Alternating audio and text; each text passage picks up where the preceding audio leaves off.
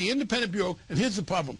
Until we passed that bill, consumer protection was done as an afterthought by the control of the currency, who is the bank regulator. And where was it? In the Federal Reserve is where it was? It was spread out. Some of it was in the Federal Reserve, some of it was in the control of the currency, some of it was in the Federal Deposit Insurance Corporation, and some of it was nowhere, because we have things like payday lenders and check cashers where there was no federal involvement. So we said, no, we're going to make an agency whose main job is not to protect the banks, and as an afterthought do that. What I'm saying is that's more popular with the Tea Party wing than health care. All right, here's the criticism that they make. You may have a point, and it seems to me the president ought to have the political courage to go ahead and do it. That's a nice word to use, courage. You think it's right? No, yes, there were other words people might have used. You were very what would genteel. they use? I'm not going to say. Why doesn't he have the political courage to do that? He may, and he did. Look, to his credit, he stood by us. I don't want to be, it would be unfair to criticize him. That's now law. An independent consumer bureau, it is the most, that bill that we passed did more for consumers than any other single enactment in American history. And as much as almost all of them put together. And he stood with us. And he stood with us, and we got that through because he was steadfast. So he deserves the credit for the Independent Bureau. And he then appointed Elizabeth Warren to be the administrator over objections. Here's the fear, is that you've got people in the business community who are ready to blame the president if things go bad, and they're going to say, see, it's because we lost confidence that the economy turned sour. Now, I don't think that's fair, but I understand that constraint. But I do want to give the... They also say we lost confidence. They also say that confidence is a factor, and also certainty is a factor. The uncertainty...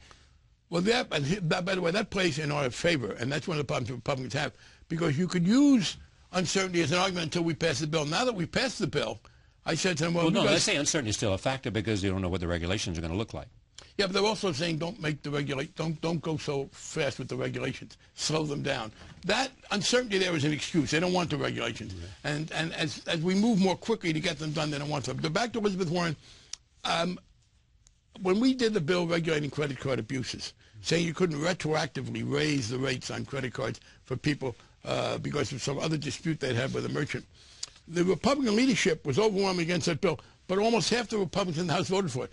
I think when you look at what she's talking about doing, banning the bad mortgages, look, everybody agrees that mortgages went to people who shouldn't have gotten them. One of the things we did, we Democrats, was to make it illegal for you to give mortgages to people who couldn't afford them and shouldn't get them. And she's going to administer that. I welcome them making a fight over that, because I think when people look at the reality of what those issues are, they're overwhelmingly popular. What's going to happen on debt limitation? The Tea Party is the unusual element here. Look, if we were negotiating, if Harry Reid, Senate leader, and the president were negotiating with John Boehner and Mitch McConnell, I would have some sense of what was going to happen. Right now, if you look at it, the Republican leadership in the House does not have the ability to get what it wants in many cases. On occasion after occasion, they have taken a position, and then the Tea Party members have backed them off. So the negotiation now is Harry Reid and the president, Mitch McConnell, John Boehner, the White Rabbit, and the Mad Hatter.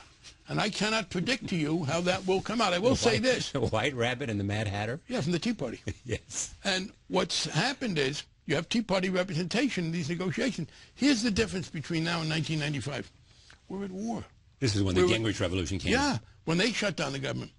We are at war. Now, it is true that the shutdown of the government, if it comes, exempts paying for the military directly.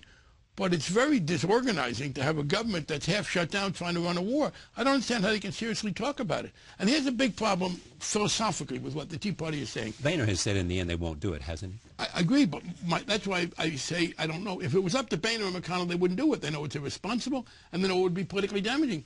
But you have this Tea Party group, and nobody knows what they're going to say. And here's their mistake, Troy. They, ironically, because they talk about defending the Constitution, they act as if they were in England, not in America. And here's the rule.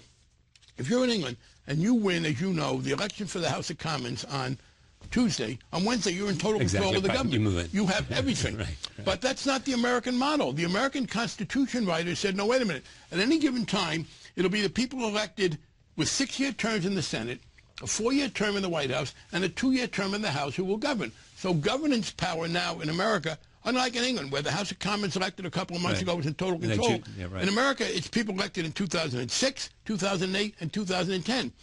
The Tea Party types won the election decisively in 2010.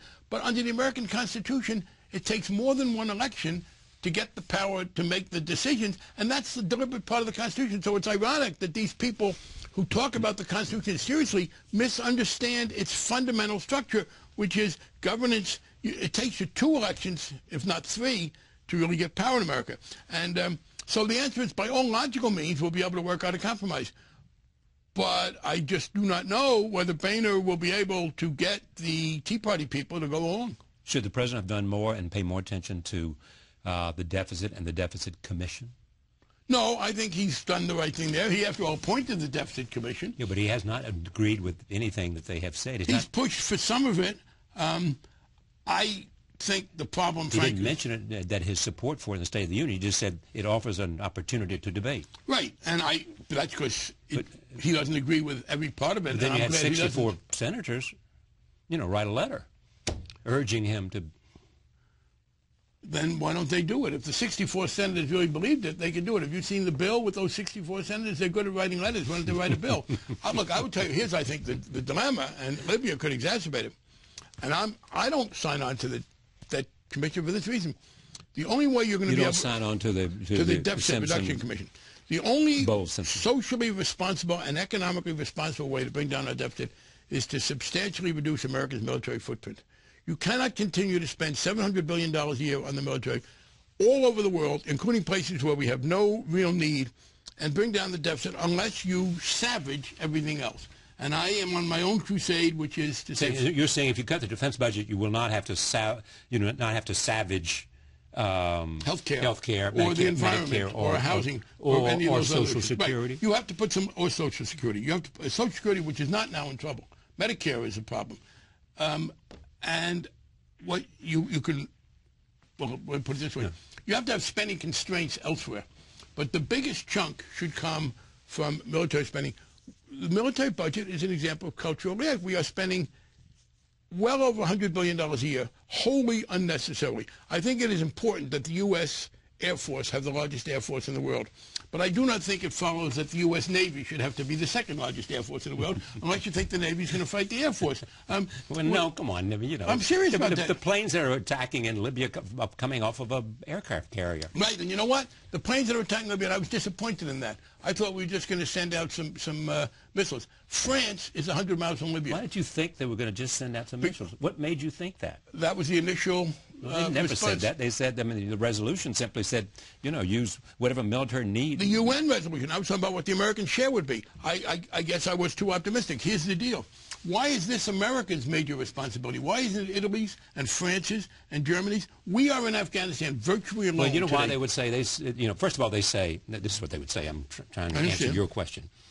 They would say 2 things. Number one, the United States had the firepower available, and it could be put in place faster and better. And also that the Brits are sending some planes and stuff over, and others, and the French. They also would say it is our intent to get out of there and hand all of this over to the Brits and the French and others. Yes, and we're not doing it quickly enough. And let me take with the first point. Quickly, they just started it 3 days ago. They should have started it with them. Because it should have started. Suppose it was necessary, you needed the firepower to stop Gaddafi from marching on Benghazi. And in order to do that, French, you needed American military to do that. Why would you be opposed to that? Because if that was the case, I would not have been opposed to it. It has not been demonstrated to me. I do not understand, if you look at the relatively threadbare army of Gaddafi, that Britain and France and the other European countries couldn't do it. And you're right, that we were considered to have the firepower and not them. But that's our fault. We have enabled that. Look, 65 years ago... And they definitely did not want to make this a NATO operation. And they should have made it a NATO operation with the Arab League and others. What's the purpose of NATO if not to do these kinds of things? The countries closer to Libya should have been doing it. Look, we have made this mistake. You're right. We have put the rest of the world into the view that only America can do it, beyond our financial capacity. And as I said, I thought some of the initial missile shootings should be there. But I am afraid this is going to be another case where they leave it to America to do it. I don't understand why it is not within the capacity of Britain and France and Italy and Germany and Spain to take out Gaddafi's army. Now, in the short term, that may be a problem, but at the very least, we ought to resolve that. I'm sorry, Charlie. Okay, I'm sorry. If we ever again come to that, we have got to stop the situation where it's always America's responsibility and nobody else in the world has much of a responsibility. And if you're telling me that Britain and France and all the other European nations somehow can't muster the relatively small amount of military strength needed to deal with Libya, and they have to rely on America, my answer is that's part of the problem, that we have encouraged a dependence in the rest of the world, and we may have to do something temporarily now, but only if we say, by the way, this is the last time, and from now on, you've got to build it up. They're all cutting their military budgets. Well, we are expanding ours. 70 years ago, 65 years ago, Europe consisted of poor, weak nations that were, because of World War II, confronting that brutal armed dictator Stalin. So we went to their defense. There's no more Stalin. Europe's not weak. We're still there. And the time has come, for us substantially to say to Western Europe, by the way, when it comes to Europe and the Mediterranean, you're in charge. We have responsibilities elsewhere. We're going to worry about North Korea. But otherwise we can't cut our deficit. Keep the troops in Korea and take them out of Europe. Absolutely. I don't understand. What are the troops in Europe doing there? Who are they defending Europe against? Who are they? The Russians? Yes, we should take the troops out of Europe. I would take 15,000 Marines off Okinawa because they have no function.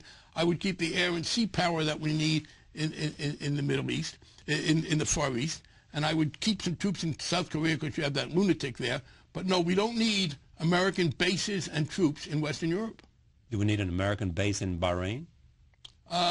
Yes, we probably do need a naval base there in a limited way. Well, we have one there. Do we need a base in Qatar?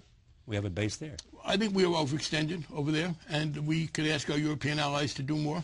You know, they're all cutting back.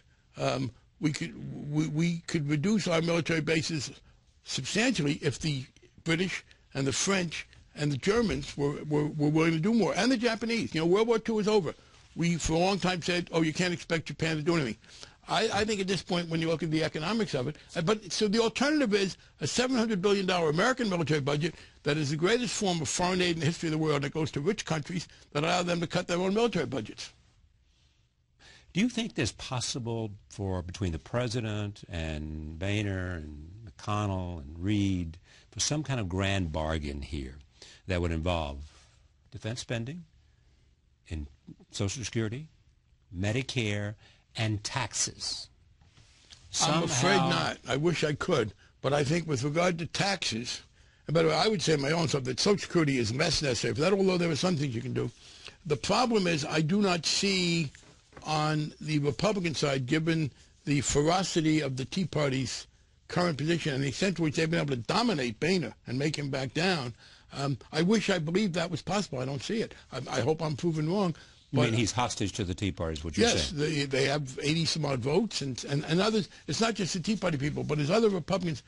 Look, the big spectacle here that hangs over them is Senator Robert Bennett, a very conservative, very honorable man who lost in Utah. The Republican members are so afraid of losing to right-wing opponents in primaries and conventions that the bargain you were talking about, which would have a lot to say for it, I'm afraid I'm skeptical, although I'd love to see it. Finally, this unemployment. Paul Krugman wrote the other day that Washington had lost interest in dealing with the unemployed and that it would create perhaps a permanent underclass. I'm afraid that's the logic of what the Republicans are talking about. Cut, cut, cut. What we ought to be doing, and again, this is why I want to deal with the military, I want to make a long-term commitment to reducing the deficit. By long-term, beginning in a couple of years, so that we can, in the short term, spend some money. Look, in the last year, we have gained private sector employment in every month, but we have lost public sector employment. We're losing cops and teachers and parks supervisors and social workers. And, with this emphasis, cut the deficit in the immediate period, that comes at the expense of dealing with unemployment. What we ought to be doing is to say in the short term we're going to try to do something that's pro-employment within the context of an intermediate and longer term deficit reduction. So the answer is Paul Krugman is exactly right, and I regret that.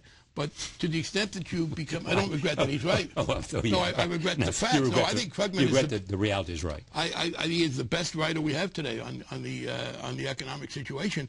I regret the fact that the current fashion is to put short-term deficit reduction at the expense of economic activity, and a better way to do that would be to have a more intermediate deficit reduction plan and do something about unemployment in the short term.